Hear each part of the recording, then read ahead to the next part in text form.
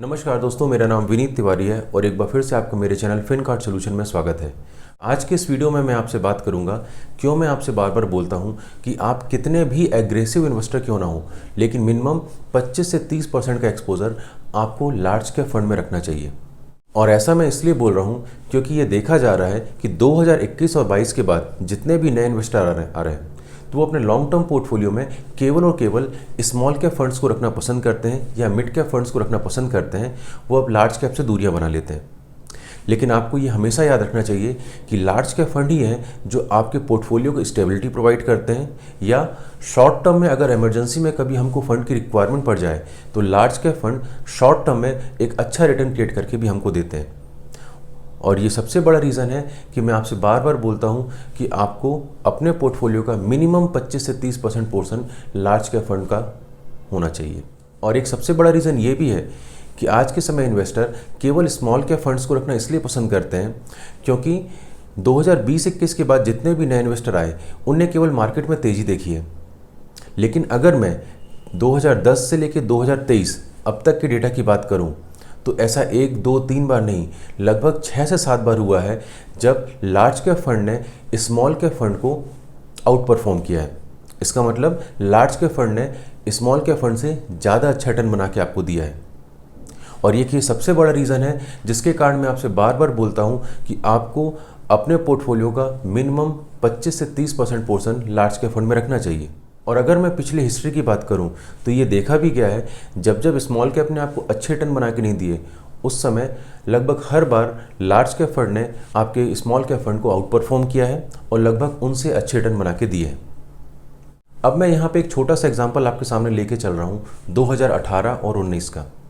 और जैसा कि आपको स्क्रीन में दिख रहा होगा कि 2018 में जहां स्मॉल कैप फंड ने मुझे नेगेटिव 26% का रिटर्न बना के दिया था, वहीं लार्ज कैप फंड ने मुझे पॉजिटिव +3% का रिटर्न बना के दिया था। लेकिन रिटर्न तो बहुत कम था +3%, लेकिन अगर आप स्मॉल कैप से कंपेयर करें तो ये इनके बीच का डिफरेंस बहुत बड़ा था। जहां लार्ज कैप फंड +3% का रिटर्न बना के दे रहे थे, वहीं स्मॉल कैप फंड आपको -26% का रिटर्न बना के दे रहे थे। लगभग लार्ज कैप फंड +29% से आपके आउट परफॉर्म कर रहे थे। और वहीं अगर मैं 2019 की बात करूं कि 2019 में आप देखिए एक बार फिर से स्मॉल कैप फंड ने आपको लगभग 7% का नेगेटिव रिटर्न बना के दिया था और वहीं लार्ज कैप फंड ने आपको 12% का पॉजिटिव रिटर्न बना के दिया था। अब किसी भी आदमी ने मान के चलिए 100 रुपये का इन्वेस्टमेंट 2017 में स्मॉल कैप फंड में किया होता end of the calendar year, तो आप देखिएगा कि अगर उसने स्मॉल कैप फंड में 100 रुपये का इन्वेस्टमेंट किया होता 2017 में तो 2018 में उसकी वैल्यू लगभग 26% गिर गई थी, यानी उसके पास केवल 74 रुपीज़ यानी 74 रुपये बचे थे। और वही वैल्यू 2019 के आखिरी आते आते लगभग 68 रुपये के आसपास पहुंच गई थी। लेकिन अगर किसी इंसान ने उस 100 रुपये का इन्वेस्टमेंट लार्ज कैप फंड में किया होता तो आप खुद देखिए कि 2018 में जहां मात्र 3% का रिटर्न दिया था लार्ज कैप फंड ने, आपकी वैल्यू 100 रुपये से बढ़कर 103 रुपये हो गई थी। वहीं 2019 के आखिरी तक आपकी वैल्यू 103 रुपये से बढ़ के लगभग 115 रुपये हो गई थी, क्योंकि 2019 में इस लार्ज कैप फंड ने आपको 12% का रिटर्न बना के दिया था। और जैसा कि आपको स्क्रीन में दिख रहा है, अगर किसी ने अपना पूरा पैसा स्मॉल कैप फंड में लगाया होता तो उसकी वैल्यू 2 साल के अंदर लगभग 30 से 32% गिर गई थी। और जब आपके फंड की वैल्यू 30 से 32% गिर जाती है तो इंसान बहुत ज़्यादा पैनिक करने लगता है, घबराने लगता है। और एक नया इन्वेस्टर तो वाकई में बहुत ज़्यादा घबराता है क्योंकि उसने पहली बार इतनी बड़ी गिरावट देखी होती है। लेकिन वहीं अगर वो लार्ज कैप में इन्वेस्टमेंट करा होता तो आप खुद देखिए आपका पैसा लगभग 15% से ग्रोथ कर रहा है 2 साल के अंदर।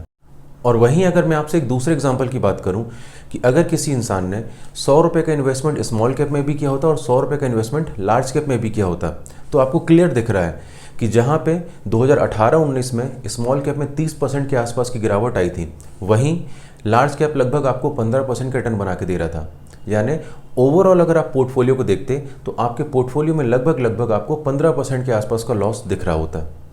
और 15 से 16% का लॉस देख के आप इंसान उतना नहीं घबराता जितना वो अपने पोर्टफोलियो में 30 से 35% का लॉस देख के घबरा जाता है। तो कहीं ना कहीं आपको क्लियरली दिख रहा है कि लार्ज कैप फंड आपके पोर्टफोलियो को हमेशा एक बैलेंस प्रोवाइड करता है, एक डिफेंस प्रोवाइड करता है,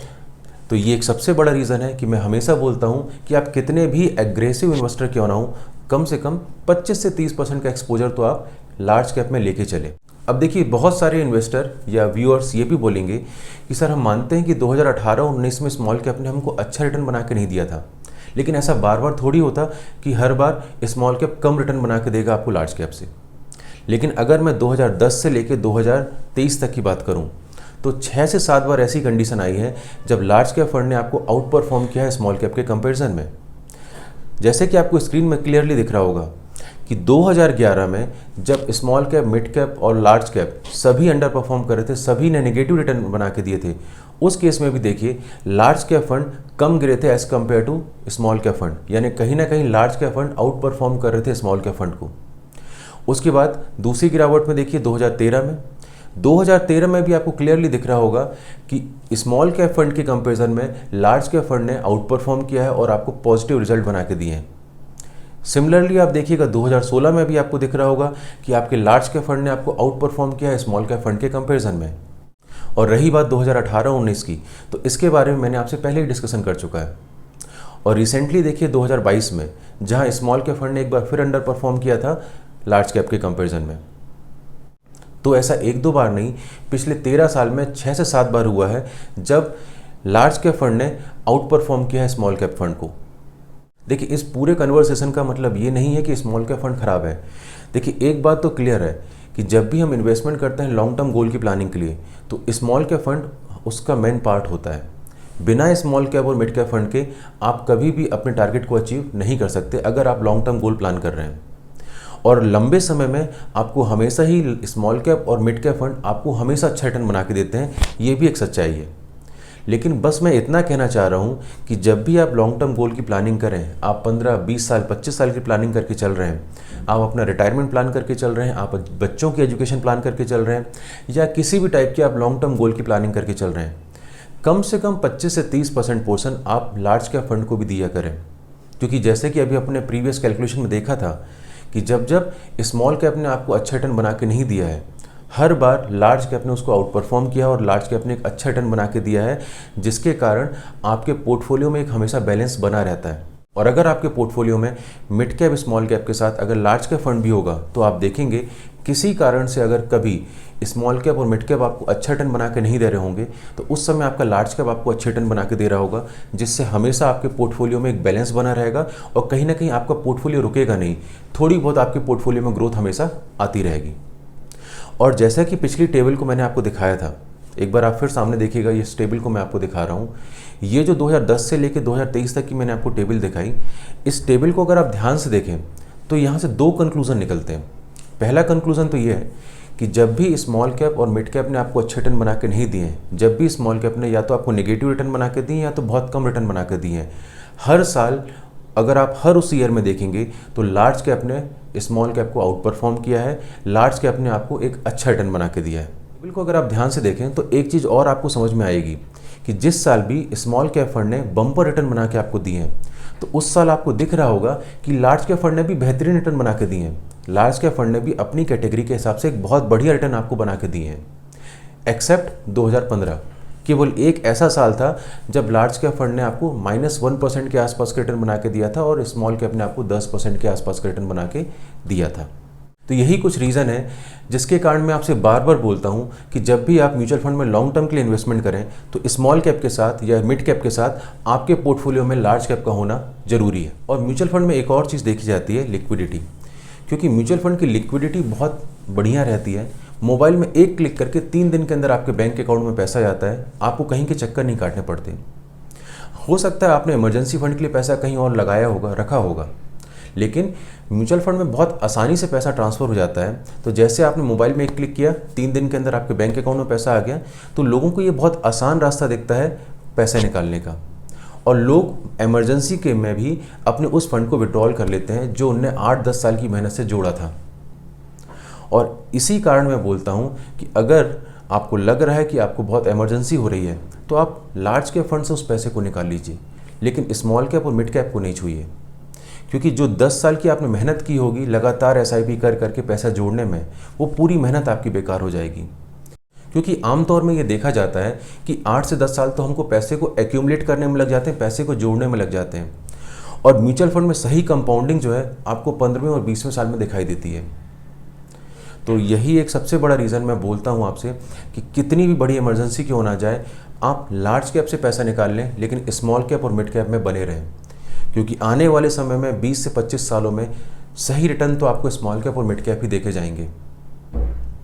और अगर इमरजेंसी में आपने उससे पैसा निकाल लिया तो म्यूचुअल फंड की पूरी कंपाउंडिंग आप खो चुके होंगे। तो ये एक सबसे बड़ा रीज़न है जिसके कारण मैं आपको बार बार बोलता हूँ कि आप कितने भी बड़े एग्रेसिव इन्वेस्टर क्यों ना हो, कितना भी एग्रेसिव इन्वेस्टमेंट क्यों ना करते हो आप, लेकिन आपके पोर्टफोलियो में कम से कम 25 से 30% पैसा लार्ज कैप में होना चाहिए, जिसको आप चाहो इमरजेंसी के फॉर्म में भी निकाल सको। लेकिन उस समय आप स्मॉल कैप फंड्स को ना छेड़ें, क्योंकि एक बार आपने स्मॉल कैप से पैसा निकाल लिया तो जो इतने साल की आपकी मेहनत थी वो पूरी मेहनत बेकार हो जाती है। आज के इस वीडियो को बनाने का एक सबसे बड़ा रीज़न यही था कि आज की डेट में जितने भी यंग इन्वेस्टर हैं, जिनकी उम्र 25 साल, 30 साल, 35 साल, 40 साल है, ये सभी इन्वेस्टर, मैक्सिमम इन्वेस्टर जो हैं 2020-21 के बाद म्यूचुअल फंड में आए या स्टॉक मार्केट में आए। और जब ये स्टॉक मार्केट या म्यूचुअल फंड में आए तो इनने देखा कि स्मॉल कैप में एक बहुत बड़ी तेज़ी बनी, और उस तेज़ी के कारण ही ये इनका फोकस था कि ये केवल स्मॉल कैप में इन्वेस्ट करेंगे। लेकिन अगर आप हिस्ट्री को उठा के देखें तो जैसा कि मैंने आपसे डिस्कस किया कि हमेशा आप देखिए 6 से 7 टाइम ऐसा हुआ है कि स्मॉल कैप ने आपको अंडर परफॉर्म किया है लार्ज कैप के कंपैरिजन में। और कहीं ना कहीं लार्ज कैप फंड का होना ज़रूरी क्यों है, ये पूरा डिस्कशन आज के वीडियो में मैंने आपसे किया। और अगर आपको वीडियो पसंद आ रही हो तो चैनल को लाइक, सब्सक्राइब और शेयर करना ना भूलें। और अगर आपको इस वीडियो में किसी भी टाइप का डाउट हो तो नीचे कमेंट सेक्शन में कमेंट करके हमसे क्वेश्चन कर सकते हैं, या तो नीचे दी हुई मेल आईडी में आप हमसे मेल कर सकते हैं। हम पूरी कोशिश करेंगे कि आपके हर मेल का जवाब दे सकें। तो मिलते हैं नेक्स्ट वीडियो में, तब तक के लिए जय हिंद, जय भारत।